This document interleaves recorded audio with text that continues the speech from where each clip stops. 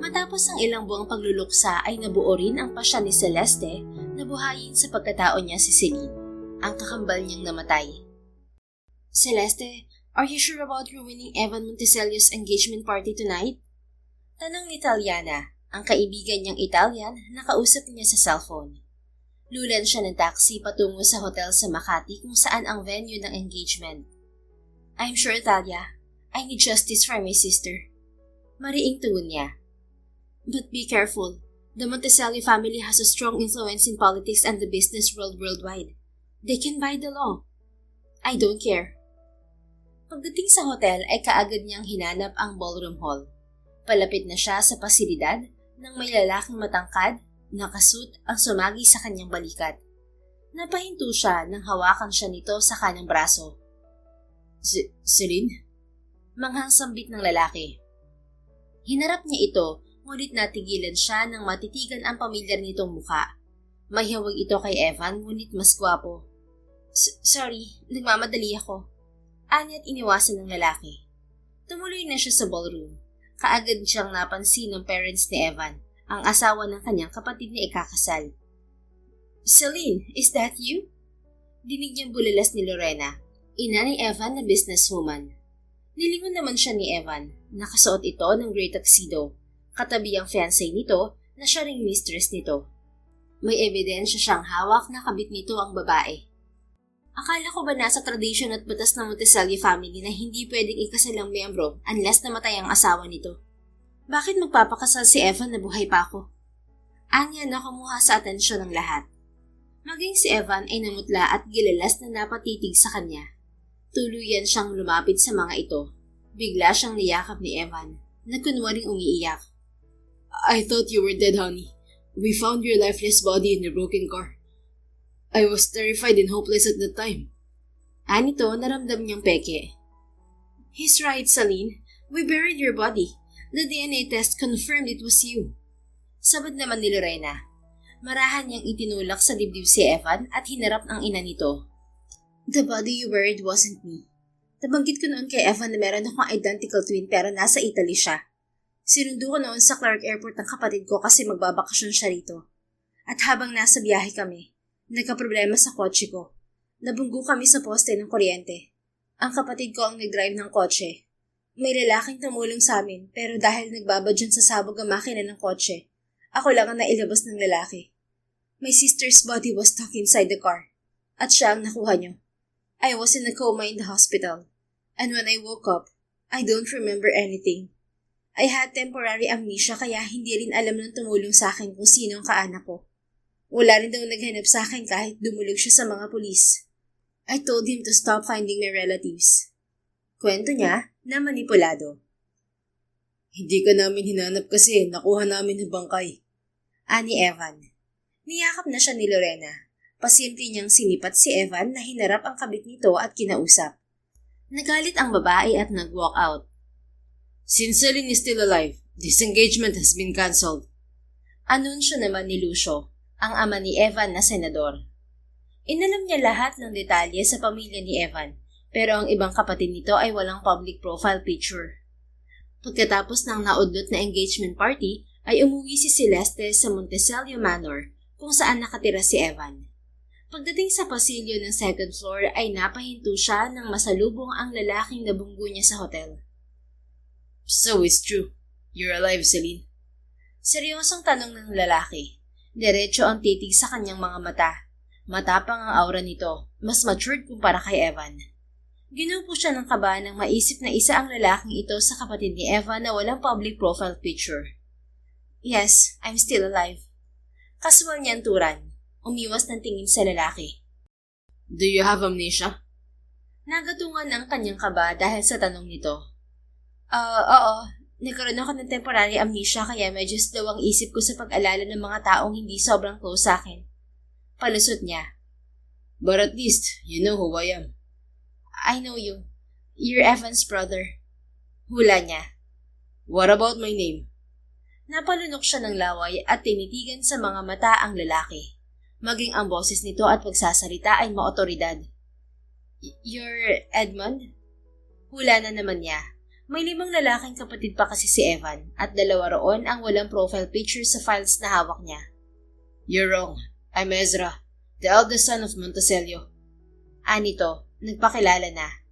Lalo lamang siyang naging uneasy dahil hindi niya nahulaan kung sino talaga ang lalaki. Ramdam niya ang silent interrogation nito sa kanya. Sorry, magulo pa ang isip ko dahil sa amnesia. Alibay niya. It's okay. Take some rest. Nilagpasan na siya nito.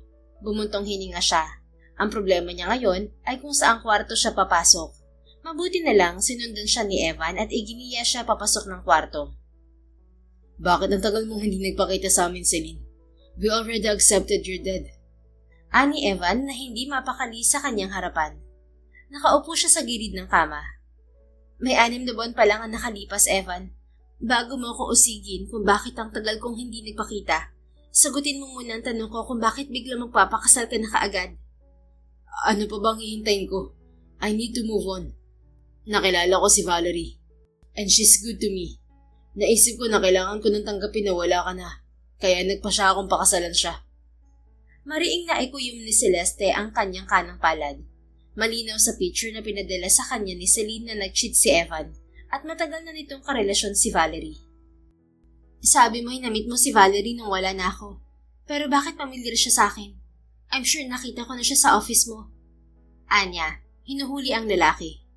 Hindi ko alam. Bagong sekretary ko lang si Valerie at dati siyang assistant ng kasosyo namin sa negosyo. Tumayo siya at lumapit sa closet. Binuksan niya yon. Wala nang damit doon si Celine. Nasaan ang mga damit ko, Evan? Juan, isinama ko sa kabaong. Umigting ang panga niya sa gigil. Do you really want to erase my memories from your life? No, I didn't mean that. Nasa tradisyon kasi namin na naglalagay ng gamit sa kabaong ng namatay. Lalo siyang nanggigil nang maisip na ilang buwan nang nailibing si Celine bago niya nabalita ang patay na ito. Nalaman pa niya yon sa kaibigan ni Celine. Gusto ko matulog mag-isa sa kama, Evan. Anya paggawan. Okay, magpapalagay ako rito ng isa pang kama. Anito at lumabas. 3 araw ang lumipas na nagkukulong lang sa kwarto si Celeste. Nagkunwari siya na masama ang pakiramdam para walang umabala sa kanyang lihim na pag-iimbestiga. Celine, breakfast is ready. Gusto ko makausap ni na Daddy. Ani Evan na pumasok ng kwarto. Nakahiga siya sa kama pero matagal na siyang gising. Nakaligo na rin siya pero nakasuot lang siya ng abuhing pajama. Sige, susunod ako. Anya. Nang umalis si Evan ay bumangon na siya at lumabas ng kwarto. Napakisdot siya nang maramdaman ang presensya ni Ezra na nakasunod sa kanya pababa ng hagdanan. Good morning. Kaswal niyang bati sa lalaki. Tipid lang itong ngumiti. Nang makarating sila sa dining hall ay ginupo ng kaba si Celeste dahil kumpleto ang Monticello family. Naroon ang 5 kapatid ni Evan na lalaki. Mga professional na ang mga ito pero si Evan pa lamang ang may asawa. Pangalawa ito sa magkakapatid. Kamusta ang pakiramdam mo, Celine? Tanong ni Lorena. Umupo siya sa siglang hinila ni Evan para sa kanya. Kaharap niya sina Ezra at Errol na bunsong lalaki. Medyo bumubuti na po ang pakiramdam ko. Tugon niya. Ginaya niya maging ang timbre ng boses ni Celine at inosenteng kilos. Kung naiinip ka na rito sa bahay, pwede ka na magtrabaho sa office ni Evan. Nag-resign na si Valerie kaya kailangan ni Evan ng bagong sekretary. Ani Lorena. Ayoko pa magtrabaho sa office ni Evan. I'm a music teacher at gusto ko mag-focus sa tinapos kong kurso. Mabuti, may talent din siya sa music katulad ni Celine at marunong tumugtog ng musical instruments. Then, you work for Ezra's company. His university and art school needs a new arts teacher. Manghang napatitig siya kay Ezra na tahimik lang na kumakain. Na-review niya ulit ang profile nito at natuklasan niya na college professor ito. May 2 years experience pa lang po ako as a music teacher. Baka hindi ako pumasa sa university ni Ezra. Anya. Matagal ka na namang kilala ni Ezra. He's a psychologist too, so hindi ka na mahihirapang sumalang sa interview. Nawindang na naman si Celeste. Hindi nakalagay sa profile ni Ezra na isa itong psychologist. Pero matagal ka nang hindi tumutugtog ng musical instrument, Celine. Baka hindi mo kayanin ang standard ni Kuya sa music. Apila naman ni Evan na obvious na walang bilib sa talento ng kanyang kapatid. A music artist's talent never fades, even though they rest from many years. It runs in their blood. Ani Ezra na nagpatahimik kay Evan. Humahangang tinitigan ni Celeste si Ezra. Ang coldness nito ay nakakailang sa unang encounter, pero katagalan ay nagiging interesado siyang makilala pa ito. Tama si Ezra, matagal man akong tumigil sa music, hindi nawawala ang talento ko. I can compose a song and sing it too. Anya na umagaw sa atensyon ni Ezra. Kakaiba ang titig nito sa kanya, may bakas ng curiosity. If you want to work for my school, Celine, you need to pass the interview. Mag-report ka sa main campus ng Monticello University dito sa Makati, Monday morning. Ani Ezra. Shock na tumitig si Celeste dito. Wala sa plano niya na magtagal sa poder ng mga Monticello, pero tila matatrap siya sa biglaan niyang desisyon. Salamat, Ezra. Anya. You used to call me Kuya, Celine. Napalunok siya ng laway. Mukhang mas kailangan niyang tutukan si Ezra kumpara kay Evan. Sorry, para kasing magkaedad lang kayo ni Evan. Palusot niya. I'm 34 years old and Evan is 30. You're 29 now, right? Opo, pasensya na. Magulo pa kasi ang isip ko. Kumistod siya nang hawakan ni Evan ang kanyang kamay na may hawak sa tinidor. Please don't pressure my wife, brother. She just recovered from trauma. Ani Evan. Sinipat niya ang lalaki. Diring-diri siya sa tuwing hinahawakan nito ang kanyang kamay. Marahan niyang iniwaksi ang kamay nito at sumubo siya ng pagkain. So, is it okay with you now if Celine works outside, Evan? Maya-maya iusig ni Ezra sa kapatid. If that makes her comfortable, of course I will support her. Mabilis na tugon ni Evan. Pero dati, ayaw mong magtrabaho kahit sa kumpanya mo si Celine. Simula nang ikinasal kayo, palagi lang siya sa bahay. Pinagluluto ka ng pagkain, pinaglalaba. She once asked me if she could work at my university, but you disagreed. Kaya hindi na ulit lumapit sa akin si Celine. Then, nung nakunan si Celine, pansin ko na palagi na kayong nagtatalo. Naging uneasy si Evan. Kuya, I was too busy fixing my company's crisis before, kaya hindi ko natutukan si Celine. Maselan na pagbubuntis niya noon at nakunan, kaya ayaw ko siyang magtrabaho sa labas. Depensa nito. But Celine has a history. I asked her many times if she's okay, but she refused to tell me the truth. Umigting na ang panga ni Evan, lalo na nang usigin din ito ng tingin ng mga magulang nito at ibang kapatid. Teka nga, bakit mo ko inuusig ng ganito, kuya? Are you doubting my relationship with Celine? Napipikon ng ani Evan. I'm just asking, Evan. If you didn't do anything wrong to your wife, you don't have to act guilty. Your defensive response pushed me to doubt you. Ani Ezra. Dahil sa panguusig ni Ezra kay Evan, ay lihim itong hinangaan ni Celeste. Pansin din niya na sa tuwing magsasalita si Ezra, ay nakikinig at tahimik ang lahat, na para bang ito ang hari ng pamilya. That's enough, sons. We're in front of the food. Continue your discussion after breakfast. Awat naman ni Lucio. Tumahimik din sa wakas, pero ang isip ni Celeste ay umiikot lang kay Ezra. Pakiramdam niya kakampi niya ito. Ramdam niya ang concern nito kay Celine. Lunes ng umaga ay nagtungo si Celeste sa Monticello University, dala ang credentials ni Celine. Iginiya siya ng staff sa art room kung nasaan si Ezra. Nadatnan niya ang lalaki na tumutugtog ng piano. Good morning, sir. Magalang niyang bati rito nang makalapit. Huminto sa pagtugtog si Ezra at nilingon siya. Don't be too formal, Celine. Have a seat. Anito, tumayo ito at ipinaghila siya ng silya. Pero narito ako for the job interview. Umupo siya sa silyang inalok nito. Your formality is new to me, which is surprising. You treated me like your real brother before, and you don't feel shy. Nilamon na si Celeste ng kaba. Hindi niya akalaing ganoon katalas ang observation skills ni Ezra. Hindi ko rin maintindihan ang sarili ko. Simula nang naaksidente ako, apektado na rin ang emosyon ko. Sabi ng doktor, epekto to ng trauma. Lahat ng taong konektado sa akin ay may iba-ibang impact. Depende kung paano nila ako tinatrato noon. Anya. I got your point. Pansin ko rin ang distant reactions mo kay Evan. Obvious na talagang lumalamig ka na sa kanya. Meaning your trauma made you change towards those people you used to trust before. But somehow, those are also the causes of your pain and discomfort. You can tell me everything, Celine. I'm not your enemy. Napabuntong hininga si Celeste. Mas may tiwala siya kay Ezra kumpara sa parents nito na obvious na kinukonsinti si Evan.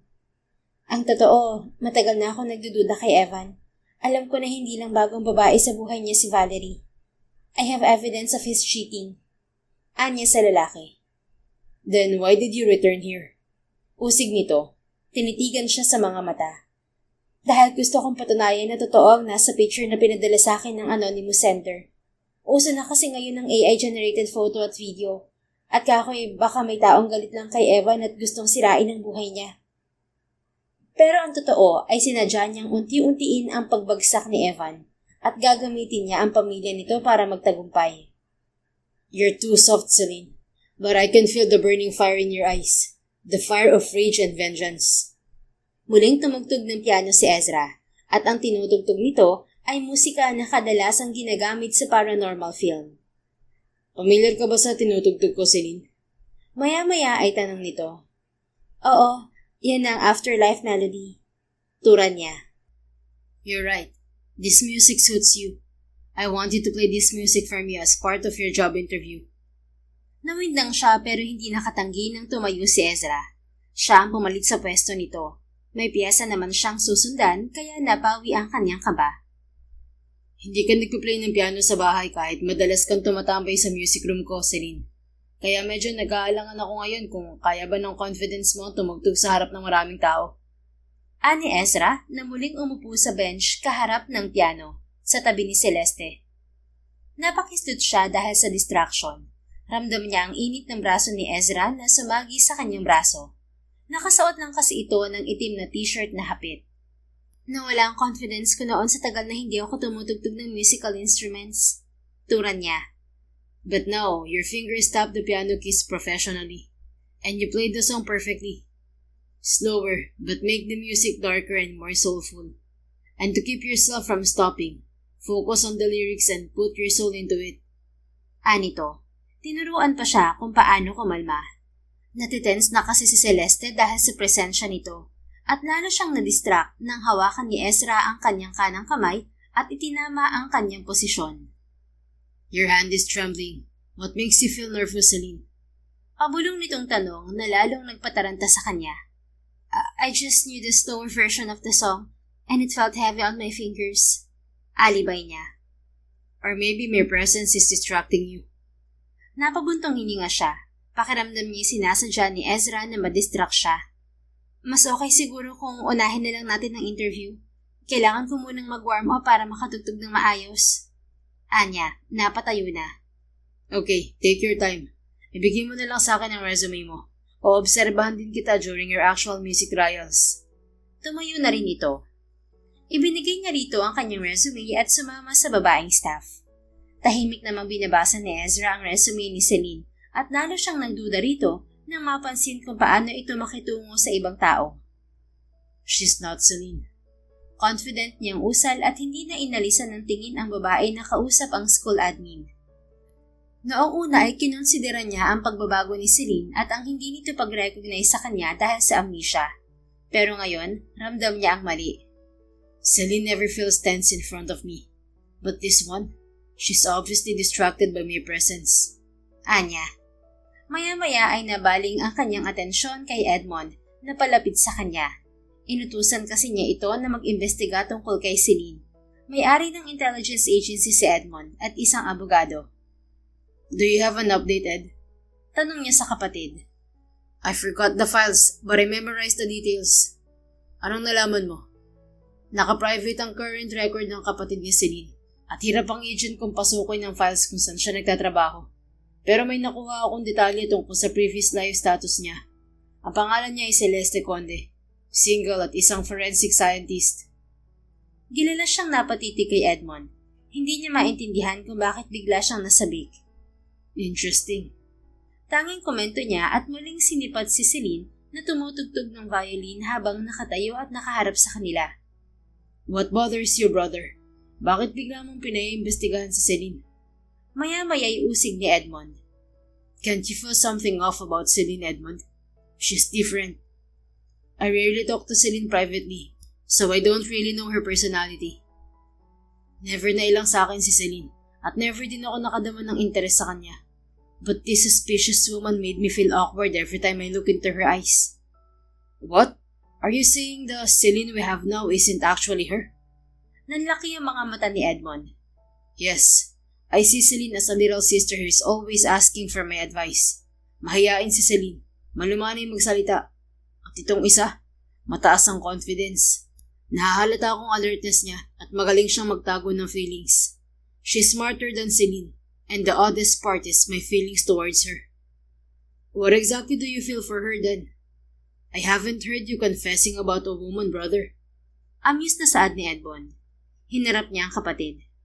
I don't understand myself either. Malakas ang impact ng presensya sa akin ng babaeng yan, na para bang inaakit akong hawakan siya. Tumawa ng pagak si Edmond. Weird nga yan, kuya. Pero seryoso, siya ba talaga si Celine? Sabay pa sila ni Edmond nang diningon si Celine. No, she's not Celine. I'm sure about it. I could feel her different aura. She's Celeste. Giit niya. Kung siya si Celeste, bakit siya nagpapanggap bilang si Celine? Think about the theory, Edmond. Celeste is a forensic scientist. Maaaring nag-imbestiga siya tungkol sa aksidenteng nangyari kay Celine. At baka matagal nang nagsusumbong si Celine sa kanya tungkol sa sitwasyon nito. Alam na ni Celine na nag-cheat si Evan. Oo nga pala. Bakit ba hindi mo pa nilaglag kina Mommy at Daddy ang Evan na yun nang matapos na ang kayabangan niya?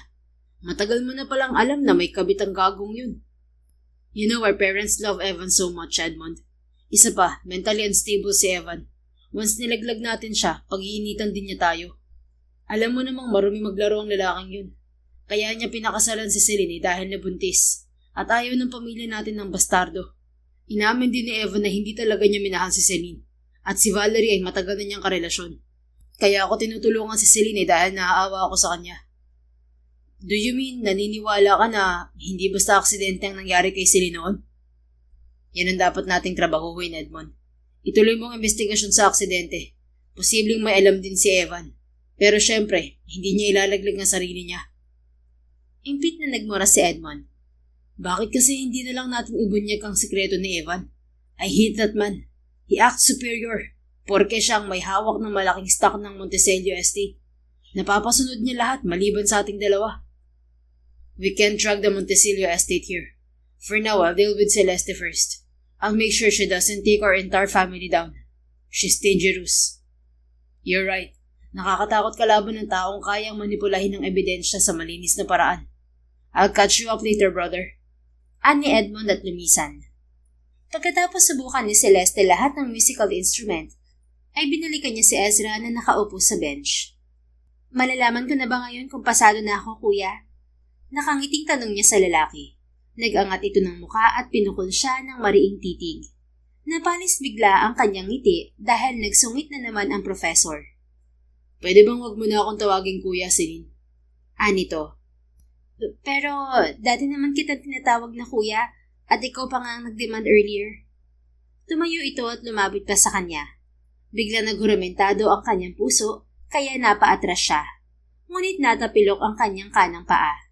Mabuti, mabilis ang kamay ni Ezra na yumapos sa kanyang baywang. Naglapat pa ang kanilang mga katawan. Your heart beats so fast, Celine. What's the matter? Tanong nito sa malamyos na tinig. Napalunok siya at hirap iwasan ang titig sa kanya ng binata. Lumayo siya rito pero ayaw pa rin paawat ng kanyang puso sa paghuhurumentado. Kinakabahan lang ako kasi akala ko matutumba ako. Palusot niya. O baka apektado ka na ng presensya ko. Hindi ka ganyan noon, Celine. Anito na may pilyong ngiti sa mga labi. Naging uneasy siya lalo dahil sa pang-uusig nito. Saka lang niya napansin na may pagkapilyo rin si Ezra, malayo sa typical cold nature nito. Ano bang pinagsasabi mo? Mabilis lang talaga akong kabahan ngayon dahil sa trauma. Apektado ang nervous system ko. Naiilang niyang depensa. Really? Then why are you avoiding my stares most of the time? Kasi baka mabigyan ni Evan ng ibang kahulugan ng pagtitig mo sa akin. And do you think Evan cares? Haven't you realized he already accepted that you're out of his life? He's in love with Valerie. And even if you return, he will never love you. Mariing umigting ang panga niya sa gigil. Malinaw kasi na aware na si Ezra sa kalokohan ng kapatid nito. So aware ka pala na hindi talaga ako mahal ng kapatid mo. Pero wala man lang ni isa sa inyong pumupuna sa kanya? Asik niya. I'm not obliged to cooperate with you about my brother's private affair. Hindi kami pwedeng makialam sa isyong pamilya ng bawat miyembro, unless nadadamay na ang Monticello estate. But it's surprising you already knew Evan is cheating. And why didn't you confront him? Because I want justice. I was fooled, suffered in agony alone in your family. No one stood for me. Nagpakita lang kayo ng concern nang namatay ako. And now that I returned, nothing has changed. Kinukonsinti niyo pa rin si Evan. Pumalatak na siya. For the first time ay narinig niya ang mahinang tawa ni Ezra. It seems your knowledge about my family isn't enough, Celine. Hindi lahat ng nakikita at naririnig mo sa loob ng bahay ay totoo. Perpekto sa paningin at paniniwala ng ibang pamilya namin. But they didn't know the story behind the clean reputation. Do you think you have already unveiled the dark side of the Monticello family? No, because it's darker than you think. Natigalgal siya at biglang kinilabutan. She loves uncovering mysteries, pero iba ang pakiramdam niya sa Monticello family, na kilalang perfect and influential family. I'm aware that every one of you has a secret. Anya, pilit pinapakalma ang kanyang sistema. Huwag ka mailang sa akin, Celine. Matagal ka nang nagtatanong sa akin kung sino ang nanay ni Evan. Kasi sinabi ko na hindi kami close. And you once told me that you wanted to divorce my brother. I haven't given you an answer yet. Nawindang siya nang maalala na minsan lang nabanggit sa kanya ni Celine na gusto nitong hiwalayan si Evan. Alam din pala yun ni Ezra. And I still need your answer, Ezra. My answer is no. You can't divorce Evan that easily. Kahit may ebidensya ako ng cheating ni Evan? Cheating is a serious and scandalous reason for divorce. At magmamansya yun sa Monticello. Kaya hindi basta papayag ang parents ko. That's nonsense and a selfish reason. I'm the victim here. Celine, bago kayo ikinasal ni Evan, may pinirmahan kayong agreement maliban sa prenup.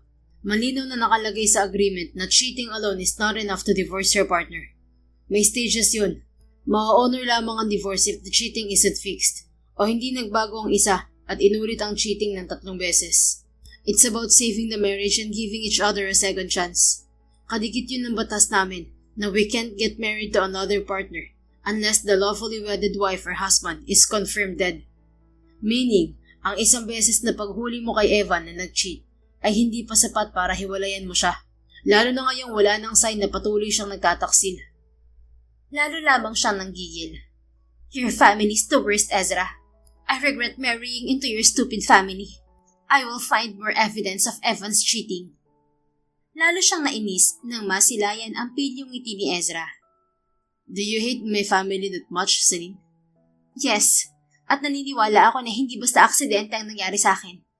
Once na patunayan ko na tinatakpan niyo ang maling gawain ni Evan, I swear, malalaman ng buong mundo ang tunay na kulay ng pamilya mo. Kumistot siya nang biglang hawakan ni Ezra ang kanyang kanang braso. May kahigpitan. Tumalim din ang titig nito sa kanya. I would love to help you, Celine. But if you dare drag my family into your personal issue with Evan, I won't let you succeed. May bantang nito. Marahas niyang iniwaksi ang kamay nito. So talagang gagawin mo rin ang lahat maprotektahan lang ang pamilya mo? Yes, because Monticello is my surname, and I swore with my blood to protect this. Tumawa siya ng pagak. Nagsisisi ako kung bakit sinuway ko ang kapatid ko at mas piniling matali sa pamilya mo. I've lost my freedom and happiness. Anya sa mahinahong tinig. But you said you love Evan, kaya wala kang pagsisisi na pinakasalan siya. Kasi naniwala ako na mahal din niya ako. Katwiran niya. Pero ang totoo, pinagbasehan lang niya ang kwento ni Celine. Head over heels ang pagmamahal ng kapatid niya kay Evan. Tumalikod na ang binata. Nakakabulag talaga ang pag-ibig, no? But I'm impressed, Celine. You should apply as a teacher actress or an acting coach. I'll give you a special award for your promising acting skills. Sabi nito na ikinawindang niya. Hindi niya nakuha ang ibig nitong sabihin at iginiit na biro lang nito ang tungkol sa pag-arte niya. By the way, you're hired. You can start teaching the next batch of music classes next month. Anito pagkuwan, tuluyan ang lumabas ng silid. Napapangiting sinundan ni Celeste ng tingin ang paalis na binata. Ang totoo ay hindi siya seryoso sa music teaching, Pero dahil maraming alam si Ezra sa relasyon ni na Evan at Celine, nagpa siya siyang dumikit dito. Thanks for this opportunity, Ezra. Pinapadali mo lahat sa akin. Nakangising usal niya. Sa pagsisimula ni Celeste sa trabaho ay lalo siyang napalapit kay Ezra. Nahahalata rin niya ang intensyonal nitong pagkuha sa kanyang atensyon. Tapos na bang klase mo, Celine? Tanong ni Ezra nang maiwan sila sa art studio. Katatapos lamang ng art exhibit ng mga junior student. Oo, pero may pupuntahan pa ako bago umuwi. Nag-iimbita si Edmond for dinner tonight sa bahay niya. Nagpakatay kasi siya ng baka. May alaga ba siyang baka? May farm sa Laguna si Edmond. Magpapasteak party siya. Steak party? May ganun pala? Amused niyang komento. Si Edmond na nagpauso nun. Pupunta kaya si Evan? I don't know. Sabay na silang lumabas ng silid. Pasimple niyang sinisipat ang binata. Nakasuot lang ito ng itim na long sleeve polo na hapit at itim ding denim pants. Ano palang kurso ang tinuturuan mo sa university, Ezra? Usisa niya. BS Psychology and Arts. Tipid nitong tugon. Nakita ko ang libro mo sa library sa bahay about dark psychology. Curious ako kung anong meron doon. Wala ka bang ideya about dark psychology? Ang alam ko lang, dun malalaman ang tungkol sa dark manipulation at dark side ng bawat tao. Not bad. I never heard you were interested in my books. Pero payo ko sa'yo, kung mahina ang coping mechanism mo sa stress, huwag mo nang pasukin ng dark psychology. Bakit? When you finally unlock your darker side of knowledge about humans, your mind will not stop adopting and analyzing things that are not normal. But I love mysteries. Really? Just a reminder, Celine. Don't be too confident when talking to me. I can tell if you're lying or not. Naudlot ang kanyang ngiti. Sorry, sa'yo lang kasi ako komportable kasi nahuhuli mo ang emosyon ko. I won't trust Evan anymore. Anya. Do you mean you're trusting me? Hindi ba may tiwala naman ako sa'yo noon pa? Ngumisi ang binata. Yes, but a month before the accident, you've been avoiding me. I thought you weren't trusting me anymore. Hindi yan totoo. Stress lang ako nun kay Evan kaya ayaw ko makipag-usap kahit na sino sa inyo. Hindi na umimik ang binata. Pagdating ng faculty office ay naghiwalay na sila. Kinuha lang ni Celeste ang kanyang gamit at kaagad na umalis. Wala siyang kotse kaya nagtaksi siya papuntang Memorial Park kung saan nailibing si Celine. Nag-alay siya ng dasal sa puntod nito.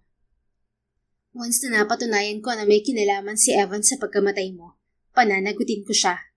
Sorry kung late ko na ito na-aksyonan, Celine. You deserve justice. Kausap niya sa puntod habang nakaluklok sa gilid ng lapida. Maya-maya ay tumunog ang kanyang cellphone na nasa bulsa ng kanyang bag. Dinukot niya yon at sinagot ang tawag ni Taliana. Hello, Talia? Any update on our investigation? Yes, I have an update but I'm worried. Anito buhat sa kabilang linya. What is it? Napatayo siya.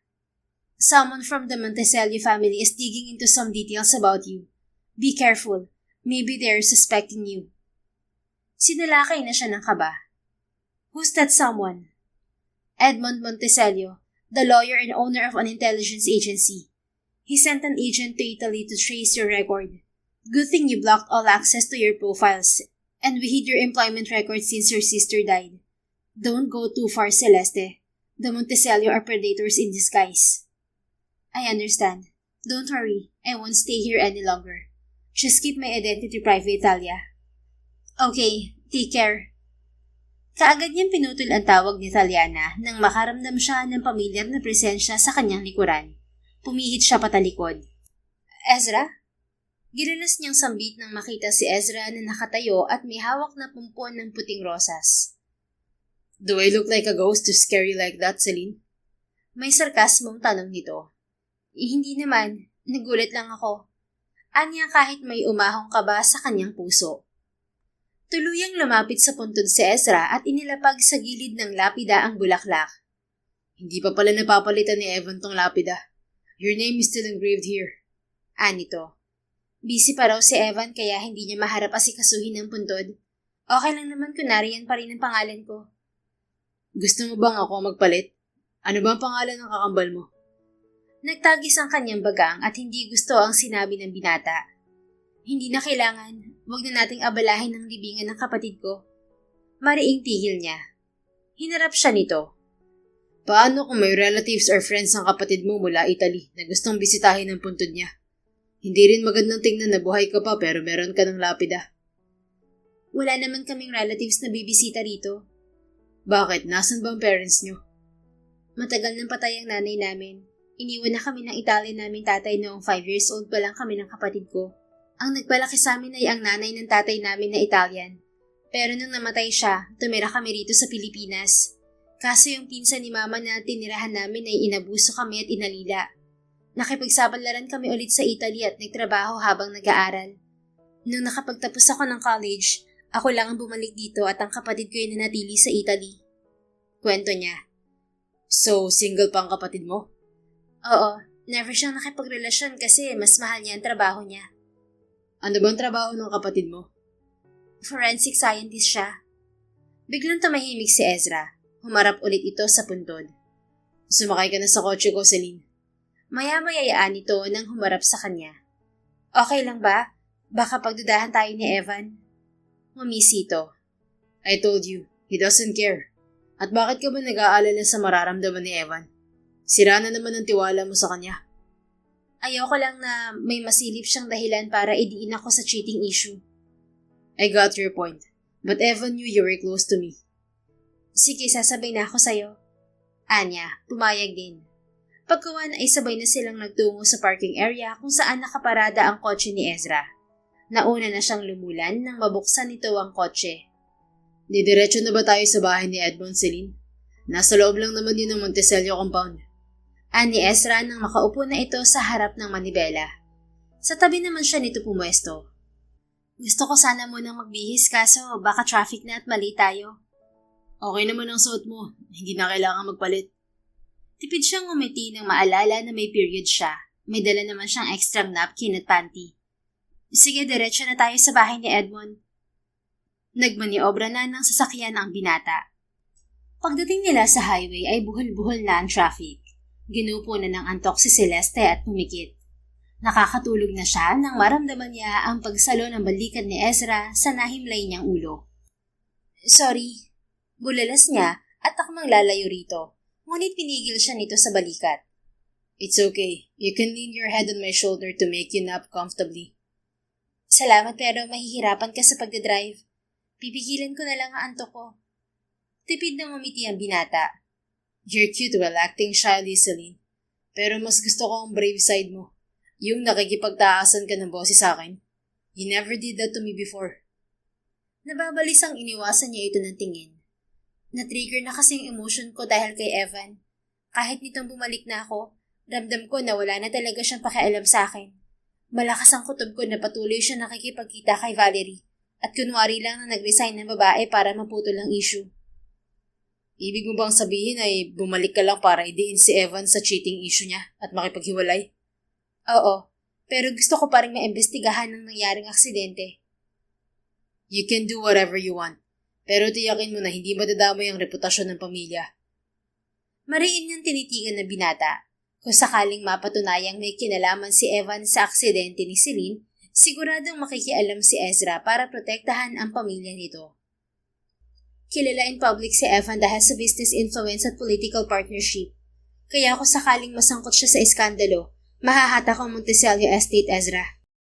Napatingin siya sa kamay ng lalaki na may hawak sa manibela. Umigting kasi ang mga ugat nito roon at muscles dahil sa gigil. Once na nagtagumpay ka sa plano mo, sa tingin mo ba'y basta ka nalang makakaalis sa pamilya namin without dealing with us, Celine? Anito sa matigas na tinig. Tumawa siya ng pagak. Si Evan lang ang kalaban ko rito at hindi tamang makialam kayo. Hindi kami makikialam kung hindi madadamay ang reputasyon ng Monticello. I don't care anymore. I just want justice. Napakistad siya nang biglang ihinto ni Ezra ang kotse. Pinukol siya nito ng mariing titig, pero maya-maya rin ay ngumisi ito. Stop pretending, Miss Conde. Anito na pumukaw sa kanyang kaba. Pretending for what? You're not the Celine I know. Nagpanik na siya pero pilit niyang ikinalma ang sarili. People change, Ezra, and you can't blame me. I was caged by your family's selfish and territorial rules. At hindi ako papayag na basta na lang ako aalis na hindi napapanagot ang taong nagtangka sa buhay ko. Fine. I won't argue about your grudge against Evan. But please, don't involve the rest of the Monticelli family. I would like to help you, Celine. Alam mo yan. Talaga? Kailan mo ako tinulungan? Pinayuhan kita kung ano ang dapat mong gawin para makalaya ka kay Evan. Anong payo? Hindi ko na maalala yun. Sinabi ko na panindigan mo ang malamig mong pakikitungo kay Evan and refuse him in bed so he would realize you're useless to him. He will try to cheat, and once he gets caught many times, you can divorce him. Nawindang siya at hindi makapaniwala na may ambag si Ezra para tuluyang masira ang relasyon ni Celine at Evan. Seriously? You're an evil brother-in-law, Ezra? Am I? Who comes to me first and asks for my advice? I did. Pero alam mo namang stress at magulo ang isip ko noon kaya desperado ako makalaya sa kasal namin ni Evan. Tapos biglang may nag-send sa akin ng picture nila ni Valerie. I'm the one who sent you the picture. Nawindang siya. Tulalang tinitigan niya sa nakangiti nitong mukha si Ezra. Ang coldness nito ay kabaliktaran pala. Seryoso ka? How dare you betray your brother? Honestly, only you saw my real color, Celine. Pero wag mong bigyan ng ibang kahulugan ng pagtulong ko sa'yo. Eh bakit mo nga ako tinutulungan? Naaawa ako sa'yo. But now I have more serious reasons to help you. Anong reason? Nabuhay na naman ang kanyang kaba nang maisip na baka may lihim na gusto si Ezra sa kanyang kapatid. Tinitigan siya nito ng may kalagitan at marahang hinawi ang ilang hibla ng kanyang buhok na nalaglag sa kanyang muka. Inipit nito yon sa likod ng kanyang tenga. I don't know why my feelings changed towards you. I didn't see you as my sister-in-law anymore. Walang gatol nitong pahayag na nagpakislot kay Celeste. Marahas niyang itinulak sa dibdib ang binata. Maghunos dili ka, Ezra. You're not going to cross the line. I'm still married to your brother. What if I cross the line? Pinukol niya ito ng may diing tingin. That's inappropriate and unprofessional. Todo protekta ka sa reputasyon ng pamilya mo. Pero heto ka, nagbabalak sulutin ang asawa ng kapatid mo. Tumawa pa ito ng pagak. I like the way you nagged me, Miss Conde. You're proving to me that you're different. Natameme siya nang maisip na napapadalas ang pagtawag sa kanya ni Ezra na Miss Conde at hindi na Celine.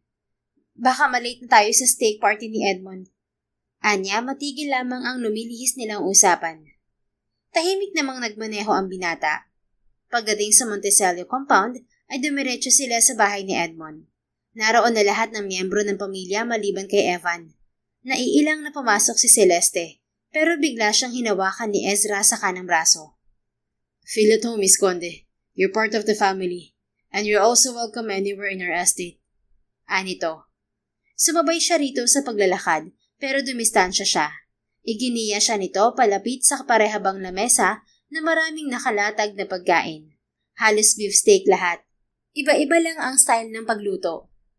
Where's Evan, Celine? Tanong ni Lorena na katabi ni Lucio. Hindi po kami magkasama, Mommy.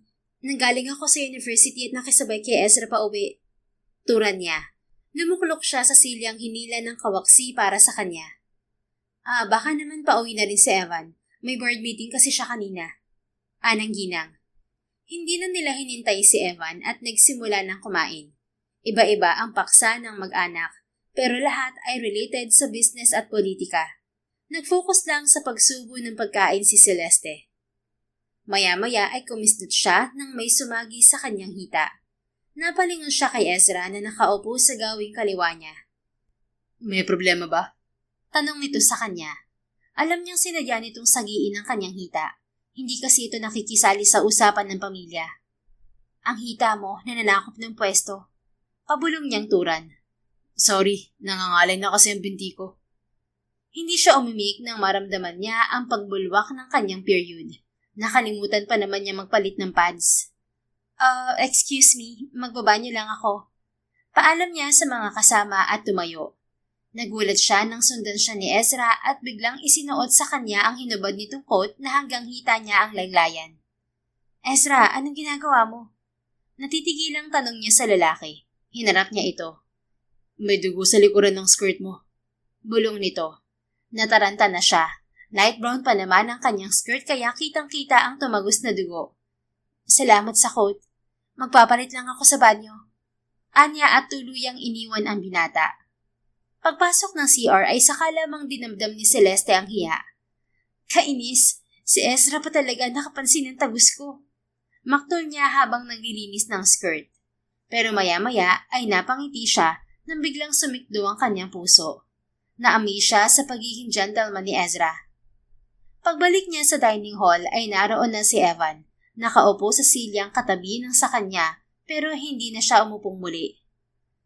Pwede na po ba ako maunang umuwi? Hindi po kasi maganda ang pakiramdam ko. Paalam niya sa elders. Sige iha, take some rest, ani Lorena. Nagtataka siya kung bakit tumayo na si Ezra. Uuwi na rin ako, Mom, Dad. Paalam din ito. Tumango lang ang parents nito. Nauna nang lumabas ng mansyon si Celeste at inaasahan na niyang susundan siya ni Ezra. Sinabayan siya nito sa paglalakad. Ito na pala ang coat mo, Ezra. Salamat ulit. Anya sabay abot dito ng coat. No worries. Malayo rito ang Monticello Manor. Sumabay ka na sa akin, Celine. Hindi siya kumibo nang mahagip ng kanyang paningin si Evan na patungo sa kanila. Dumistansya siya kay Ezra. Sabay na tayong umuwi, Celine. Ani Evan nang tuluyang makalapit sa kanila. Sige. Anya, sinipat lang si Ezra na walang kibo. Pagkuwan ay sumunod siya kay Evan patungo sa kotse nito. What happened earlier? Tanong ni Evan nang lula na sila ng kotse. Magkatabi sila nito at ito ang nakaupo sa harap ng manibela. Alin ang tinutukoy mo, Evan? You wore Ezra's coat and Mom said you rushed to the comfort room. Nag-leak kasi ang period ko kanina at napansin ni Ezra.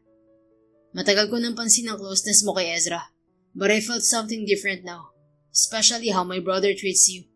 He's more concerned and obviously cares for you. You just misunderstood us. Noon pa man ay kapatid na ang turing sa akin ni Ezra. Iba na ngayon, Celine. Ezra never spent time with women, kahit sa pamilya namin. Kahit kinakausap ka niya noon, saglit lang, at hindi ko siya nakikitaan ng interes sa'yo. Anong gusto mong sabihin sa akin, Evan? Na may special connection kami ng kuya mo? Yes. Ang weird kasi, simula nang bumalik ka, si Ezra na mismo lumalapit sa'yo. Kumabog ang kanyang dibdib ngunit naroon ng excitement nang maisip niya na maaaring may espesyal na nararamdaman sa kanya si Ezra. Hindi rin niya maikakaila na lumalalim ang atraksyon niya sa binata. Your brother's feelings towards me aren't my concern. Pero kung totoong may gusto sa akin si Ezra, ano naman ang gagawin mo? Pansin niya ang pag-igting ng panga ni Evan. Humigpit ang hawak nito sa manibela habang nagmamaniobra ng sasakyan. You know what will happen once Ezra crosses the line. And once you cheat with him, both of you will face punishment, Celine. You cheated under my nose. And now that I get close to another guy, you act like you're the victim? How dare you say I cheated? Do you have proof? Is your relationship with Valerie not cheating? I accepted her because I thought you were dead. But you two had a relationship before my accident.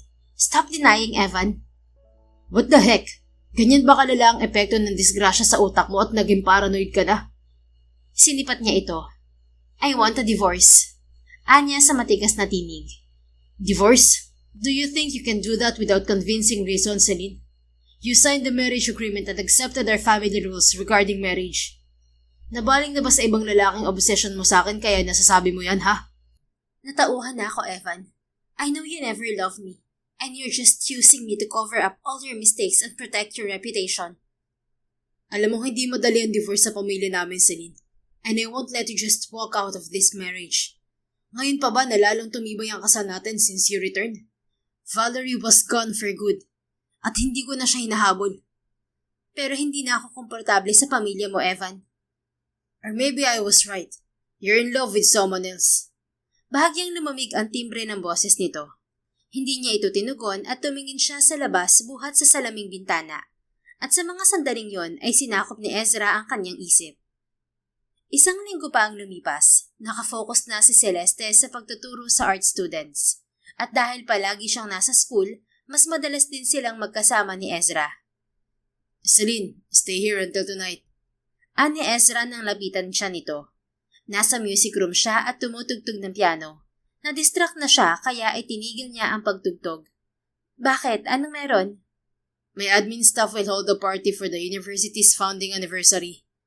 I funded the party for the first time. It's my tribute to all the school's achievements. Pero wala akong dalang dress. That's not a problem. Our fashion design department is giving away some dresses as part of the celebration. I already chose one for you. Namangha siya at biglang napatayo. Ganoon din ang biglang pagsikdo ng kanyang puso dahil sa effort ni Ezra. Bakit mo ginawa yun, Ezra? Ang alin? To reserve the dress for you? Pilyo itong umiti. Oo, that's not necessary. Humakbang ito palapit sa kanya at marahang pinaglandas ang mga daliri nito paakyat sa kanyang balikat. I want you to feel special, Celine. Ano? Hindi ko maintindihan. Umatras siya. Evan confronted me last week, and he thought I was manipulating your mind. Guilty lang si Evan kaya napaparanoid na siya. Pinagbibintangan niya tayo. But he's right. Hindi mo pa ba nahahalata na minamanipula ko ang isip mo? Hindi kita tinotolerate, Ezra. Pababagsakin ko si Evan na wala ang guide mo. You should protect your reputation and stop messing around with me. You're distracting me and stealing my focus from my goal. So you're indeed distracted, huh? I can support you. But if you plan to ruin my family's reputation, I won't give you a chance. Napabuga siya ng hangin. Ayaw rin niyang hilahin pababa ang buong pamilya ni Evan, kaya maingat siya sa pagkalap ng ebidensya. I won't drag your family down, Ezra. But please don't ruin my plans against Evan. He's suspecting us because of your actions. Fine, I'll be careful next time. But tonight you will be my muse. See you in my office after afternoon class. Anito, kininditan pa siya habang paatras. Pagkatapos ng huling klase ni Celeste sa hapon, ay nagtungo siya sa opisina ni Ezra. Naabutan niya ito na nakaupo sa harap ng lamesa. Anong oras ba magsisimula ang party, Ezra? 6 p.m. May 30 minutes ka pa para maghanda. Nasa couch ang damit mo. Anito, itinuro ang couch malapit sa pintuan. Lumapit naman si Celeste sa couch na may nakapatong na pulang parehabang kahon. Binuksan niya yon at inilabas ang sky blue dress na may mahabang slit. Hanggang sakong niya ang laylayan. How did you know it would fit me, Ezra? Nakangiting tanong niya sa binata. My eyes memorized your figure. Nakangiti ring tugon nito. Uminit bigla ang pakiramdam niya sa muka. Bakit mo naman na-memorize? Isn't it obvious that my eyes are always gazing at you? Hindi ako aware. A cold-hearted professor with an interest in his sister-in-law? Since you returned, I haven't seen you as my sister-in-law, Miss Conde. You're joking, right? Napalis ang kanyang ngiti at biglang nag-alangan. Iniisip niya na maaaring may lihim ngang gusto si Ezra kay Celine. Ngumisi lang ang binata at hindi na umimik. Itinuloy nito ang pagbabasa ng papeles.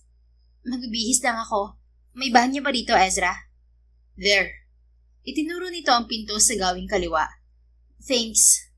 Pumasok na siya ng banyo, dala ang damit at kanyang shoulder bag.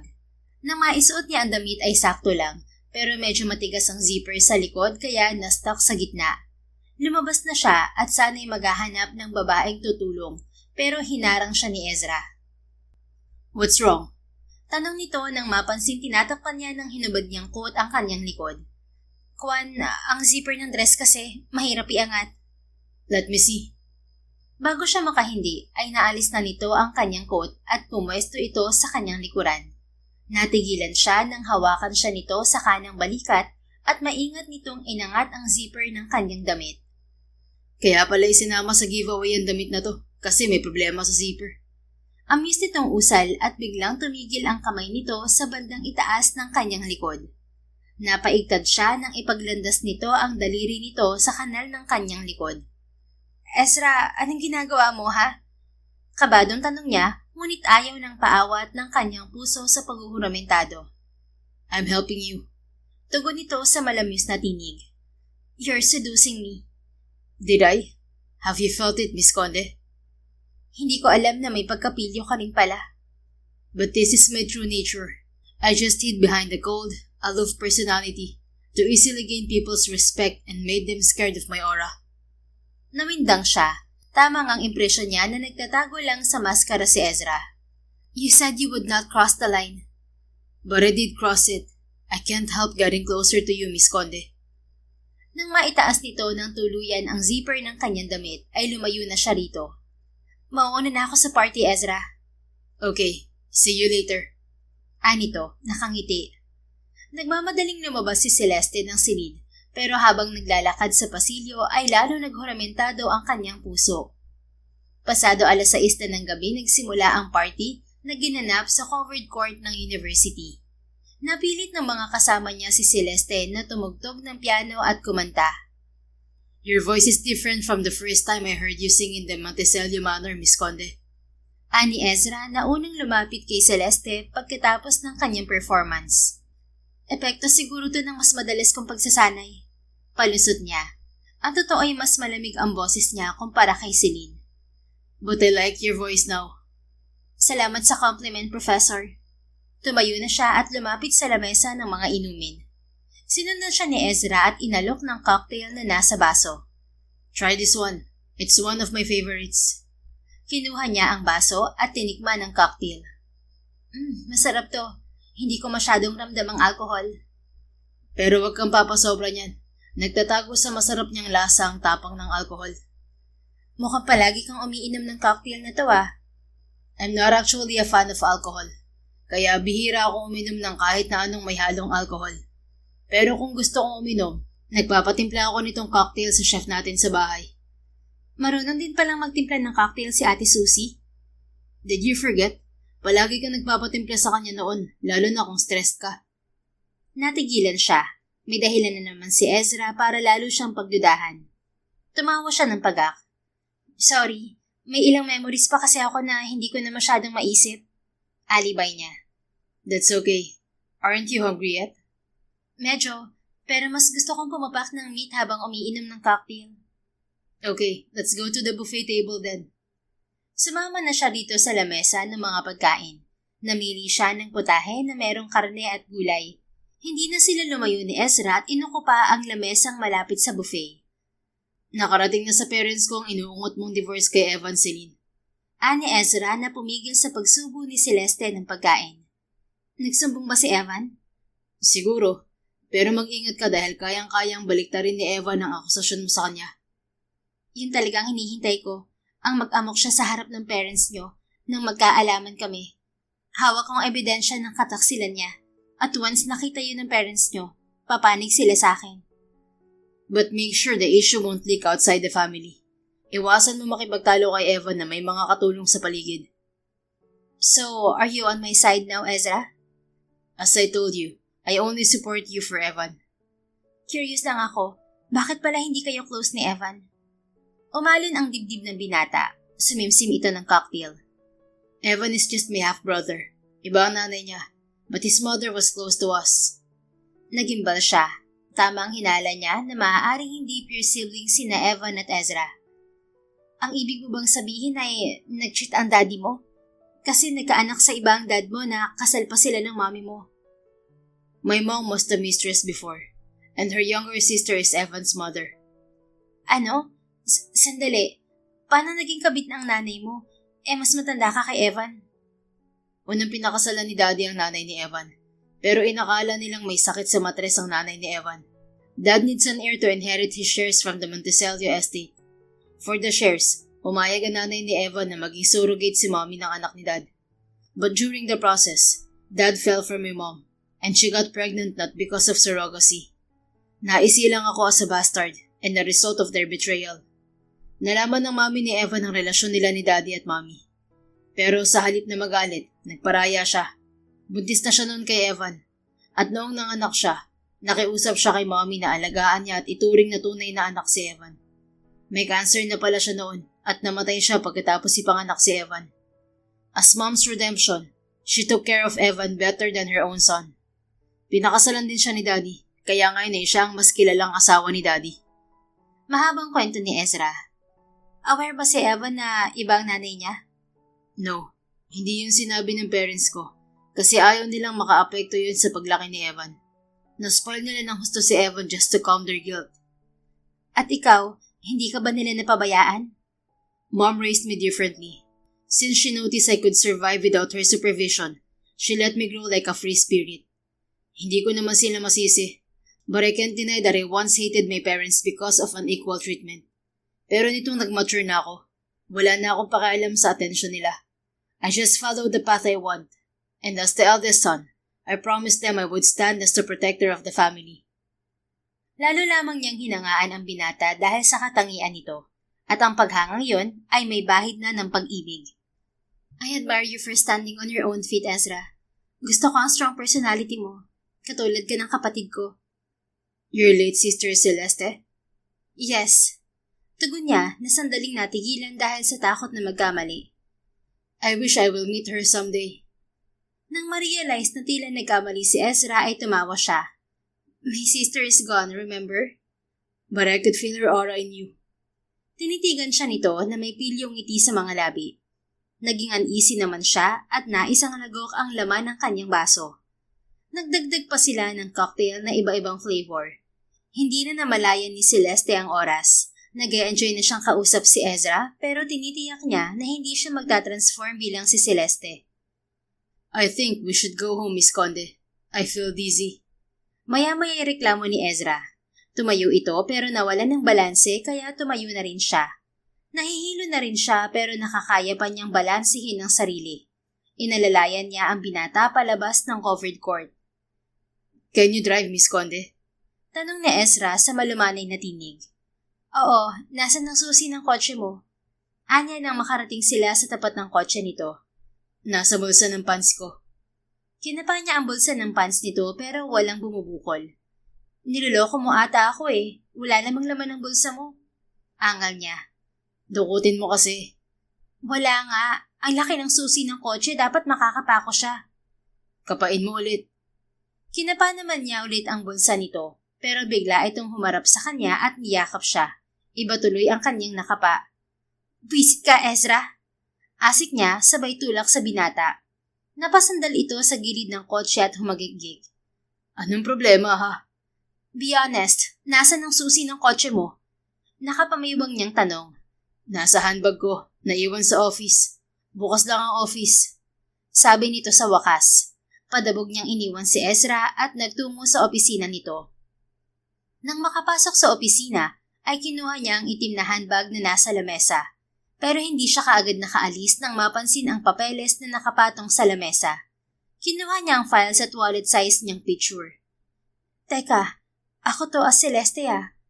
Anya nang mapansin na ang suot ng nasa picture ay laboratory gown. Nawindang siya nang mabasa ang profile niya sa papel as Celeste. OMG, pinaiimbestigahan ako ni Ezra? Kabadong bulalas niya. Nang bahagya siyang mahilo ay lumabas na siya at iniwan ang papeles na nakita. Binalikan niya si Ezra na nakalukulok na sa sahig. Hoy, napano ka na riyan, Professor? I can't stand. Nalalambot ang mga tuhod ko, Celine. Binuksan muna niya ang kotse bago inalalayan pa sakay ang binata. Lumulan na rin siya at umupo sa harap ng manibela. Binuhay na niya ang makina ng sasakyan nang mapansing inalis ni Ezra ang seatbelt nito. Aalis na tayo. Ikabit mo ulit ang seatbelt mo, Ezra. I don't know how. Napabuga siya ng hangin. Makulit ka pala kapag lasing. Nilapitan na niya ito at akmang ikakabit ulit ang seatbelt nito, ngunit pinigil siya nito sa mga kamay. Let's stay here for a while, Miss Conde. Anas nito habang nakatitig sa kanya ang mapupungay nitong mga mata. Ano bang gagawin natin dito? I want to be with you. Ginupo na siya ng kaba. No, we need to go. Ngunit hindi siya nakaiwas nang hapitin ng kamay nito ang kanyang batok at siniil ng halik ang kanyang mga labi. Ezra, this isn't right. Anas niya sa pagitan ng halik. Then I'll make it right, baby. You're mine tonight, Celeste. Itinuloy nito ang halik, mas demanding, bagay na hindi niya natagihan. Hindi na rin niya nabigyang pansin ang pagtawag nito sa tunay niyang pangalan. Ang mapusok nilang halik ay nauwi sa pagniniig. Impit na napamura si Celeste nang magising siya mula sa pagkakaidlip. Dagli siyang nagbihis at umayos ng upo sa tabi ni Ezra na nakatulog na. Kainis, nakuha ni Ezra ang virginity ko. Palatak niya habang nagmamaneho. Teka, tama bang narinig ko kanina? Naalala ko, tinawag ako ni Ezra na Celeste?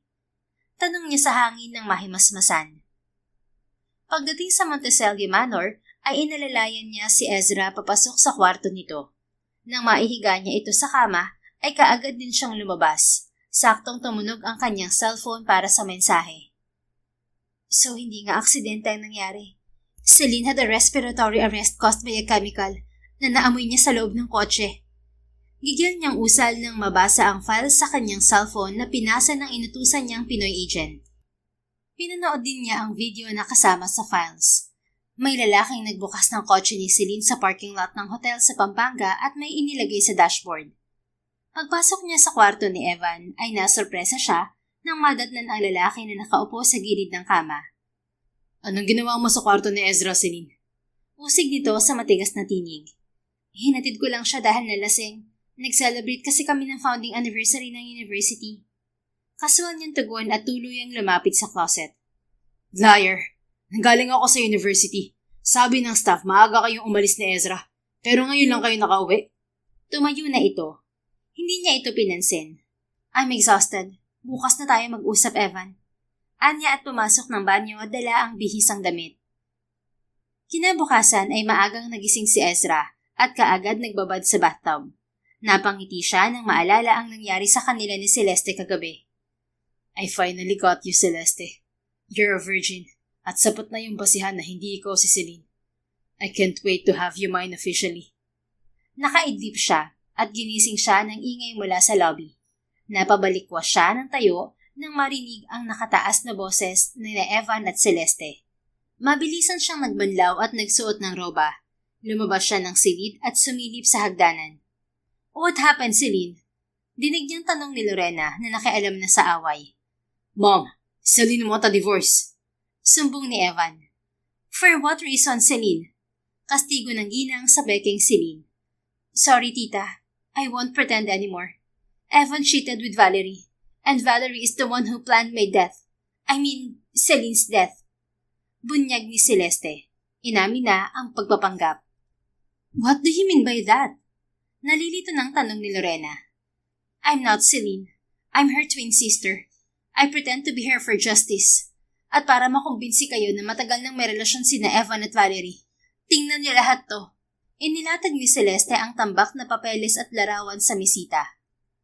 Dumating na rin ang kanilang ama kasama sina Edmond at Eleazar. Nakiusyoso na ang mga ito. Nakikiramdam lang si Ezra at wala siyang balak makialam. Na-forward ko na sa mga pulis ang ebidensya na may naglagay ng chemical sa loob ng kotse ni Celine at nahuli na ang lalaki. Umamin na siya kung sino ang nag-utos at walang iba kundi si Valerie. Patuloy ni Celeste. Sa pagkakataong yun ay bumaba na siya ng hagdanan ngunit hindi pa rin nakialam. Is it true, Evan? You knew Valerie did this to Celine?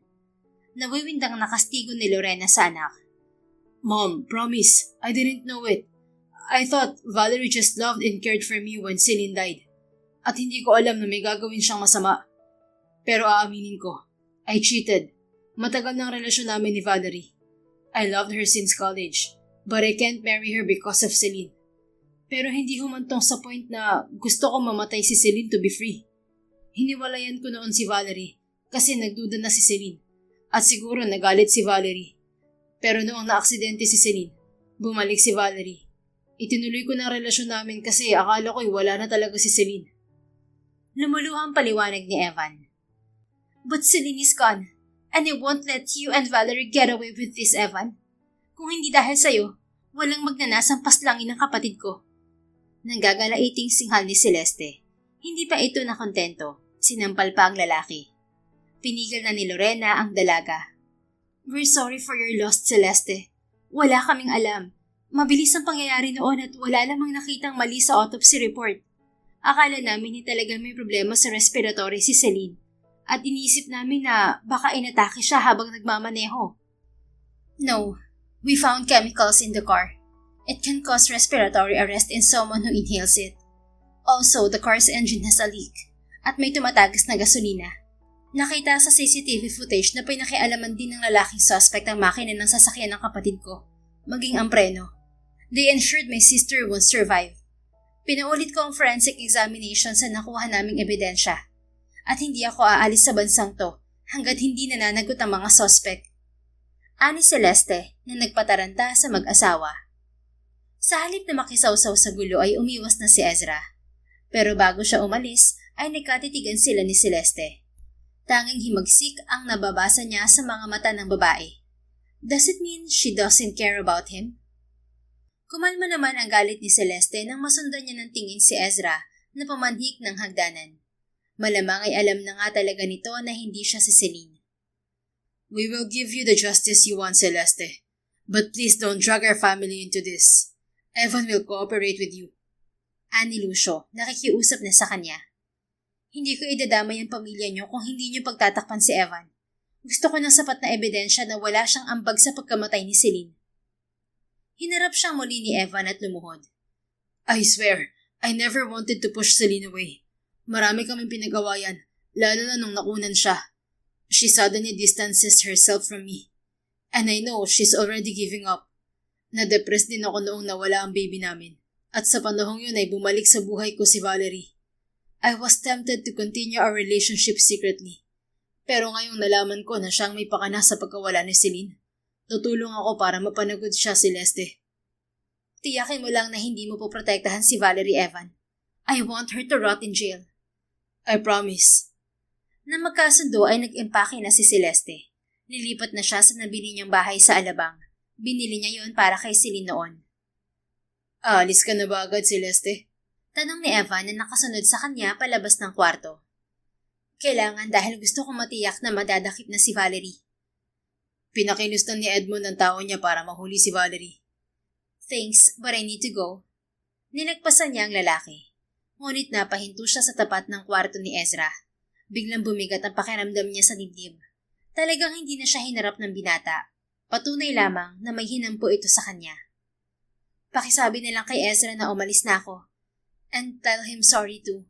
Magre-resign na ako sa university niya kasi babalik na ako ng Italy pagkatapos ng kaso ng kapatid ko. Habilin niya kay Evan bago tuluyang bumaba ng hagdanan, hila-hila ang kanyang maleta. Tumango lang si Evan. 3 araw pagkatapos mahuli ng mga pulis si Valerie, ay bumisita si Celeste sa puntod ni Celine. I finally claimed justice for you, Celine. You may now rest in peace. Babalik na ako ng Italy, pero bibisitahin kita madalas kapag narito ako sa bansa. I love you so much. Kausap niya sa puntod ng kapatid. Kasabay ng paglaya ng kanyang mga luha, ay tumagistis ang pinong ulan. Maghahanap na sana siya ng masisilungan nang biglang tumigil ang patak ng ulan sa kanyang ulo. Pero dahil yun sa nakasahod na itim na payong, pumihit siya sa kanyang likuran.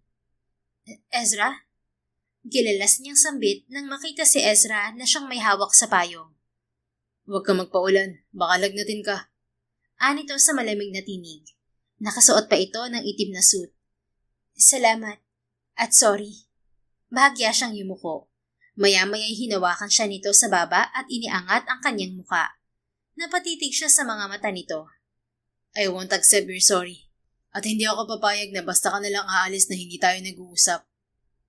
Pero may kasalanan ako. I already revealed the truth about my real identity. I'm not Celine. I knew it before you confessed. Alam mo na pala talaga. Nanlaki ang kanyang mga mata dahil sa pagkawindang. You can fool my entire family, but not me, Celeste. Sa simula pa lang na dumating ka, ramdam kong ibang tao ka. I never felt romantic feelings towards Celine like I felt for you. Anong ibig mong sabihin? I investigated your identity, and I proved it long ago. But I kept playing along just to protect your goal of giving your sister justice. But while we were working together, I started falling for you. I stopped interrupting you to destroy my brother and my family because I want you to be part of me. Akala ko gusto mo ko as Celine. No, I only felt love for Celeste. At kahit sinasakyan ko ang pagpapanggap mo, hindi si Celine ang nakikita ko, kundi ikaw. I didn't expect to fall in love with you either. It just happened unexpectedly, fast and hard. No, if you leave, I will follow you wherever you go. I didn't approve your resignation letter because I want you to stay with me forever. Nabawi ang lungkod sa kanyang puso at nahalinhan ng galak. Napagtanto niya na mahal talaga niya si Ezra. Mahal din kita, Ezra, pero nasa maling sitwasyon tayo noon, kaya kailangan nating ilagay sa tama. Babalik ako sa Italy para asikasuhin ang kailangan ko to transfer here. Anya pagkuwan. Napangiti na ang binata. Dito ka natitira? Yes, pero baka matagalan ang process ng paglipat ko rito. Okay lang na matagal. Pero gusto ko munang matiyak na babalikan mo ko. Oo naman. Ang bigat nga ng katawan ko at parang may pumipigil sa akin na umalis. Kaya hindi pa ako nagbubook ng ticket kasi umaasa ako na makakausap pa kita. I'll come with you, babe. Sigurado ka? Paano ang trabaho mo? Marami akong substitute professor. Gusto ko ring masecure ang I do mo. Anong I do? I don't have a ring, but I want your answer, Celeste. I want to marry you. Can you say yes? Namilog pa ang mga mata nito. Humawak siya sa kamay nito na may hawak sa handle ng payong. Paano ang pamilya mo? Nagbigay ako ng kaguluhan sa inyo. Do you think they will like me? They won't mind, Celeste. Okay, kahit masyado pang maaga para sa usaping kasal. Pero oo, I will marry you. Lumapad ang ngiti nito. I won't rush the wedding. Pero baka pwedeng mag-engage na tayo bago ka umalis. Sure, pero ayokong tumira sa compound ng Monticello. I want freedom. Yung tayong dalawa lang at magiging anak natin. Ayoko rin magstay sa family house namin after my wedding. May nabili na akong house and lot na mas malapit sa university. Mas gusto ko yun. Pero pwede pa rin ba ako magturo sa university as part-time job? Oo naman. Nang yumuko ito ay tumingala siya at hinintay na halikan siya ni Ezra sa mga labi. I love you, Celeste. Thank you for coming into my life. Bulong nito sa pagitan ng halik. Mahal din kita, Ezra. Hindi na ako mag-iisa dahil narito ka na. We will live together forever, babe. I promise that. Ngumiti siya at yumapos sa bewang ng binata. Inakbayan naman siya nito at sabay na silang naglakad papunta sa sasakyan. 5 buwan pa ang lumipas bago nagpasya si Celeste at Ezra na magpakasal. At suportado naman sila ng pamilya nito. Lumipat na ng trabaho si Celeste sa Makati at part-time teacher na lang siya sa university ni Ezra. Nabuntis din siya kaagad kaya limitado ang oras niya sa trabaho. Naging kontento at masaya na sila sa binuo nilang pamilya. Minsan, kailangang harapin ang katotohanan at bitiwan ang nakaraan upang mabigyan ng pagkakataon ang puso na magmahal. Dahil sa huli, hindi paghihiganti ang tunay na nagbibigay ng kapayapaan, kundi ang pagpili sa pag-ibig, katotohanan, at bagong simula. The end. If you enjoyed this story, please don't forget to like, subscribe, comment, and share. Your support helps us reach more people and spread the love. Thank you for tuning in, and we're looking forward to seeing you again soon. In the meantime, please take care and may God bless you always.